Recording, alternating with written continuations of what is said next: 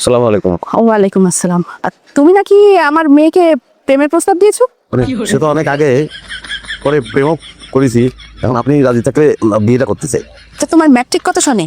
আমার 1996 সাল।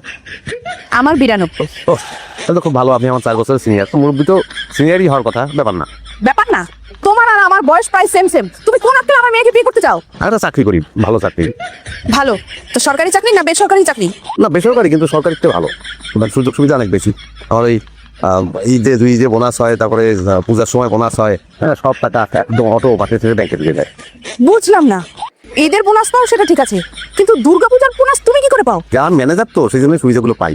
আবার আমার পেনশন যখন হবে তখন একটা মোটা অঙ্কের টাকাই পাবো। ঠিক আছে, সরকারির আগে ওই বে শব্দটা না থাকলেই মনে হয় ভালো হতো।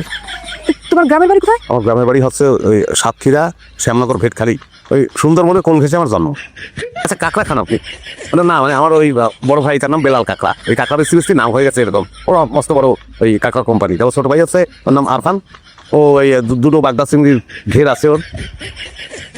আনলো নিয়ে আসবো, সবই নিয়ে আসবো যদি আপনি খাতে চান। ছেলেটা দেখছি সব দিক থেকেই এক্সপার্ট। আচ্ছা ঠিক আছে, নিয়ে এসো। আমি আবার সব কিছুই খাই, কিন্তু আমার মেয়েকে দেখতেছি তো, আমার মেয়ে কিন্তু খুব ফিট। আর তোমার অবস্থাটাও দেখো, এত বড় পেট থাকলে কি করে হবে? চুপ থাক, আমার মেয়ের সাথে বিয়ে করতে হলে তোমার পেট কমাতে হবে। ওই ম্যানেজার তো চেয়ারে বসে থাকতে হয়, সেই জন্যই আর কি পেট বলা হয়েছে। আমরা বিয়ের পরে একসাথে জিম করবো মা। তারপরেও তুমি কিন্তু অবশ্যই বিয়ের আগে আমার মেয়েকে তোমার অফিসটা দেখায় নিয়ে আসবা। না জি জি জি, বিয়ের আগে আমি এই অফিস দেখাবো, আর ওই আমাদের থাইল্যান্ডে আর একটা অফিস ওপেন করতেছে, সেটা বিয়ের পরে দেখাবো। আচ্ছা আসসালামু আলাইকুম।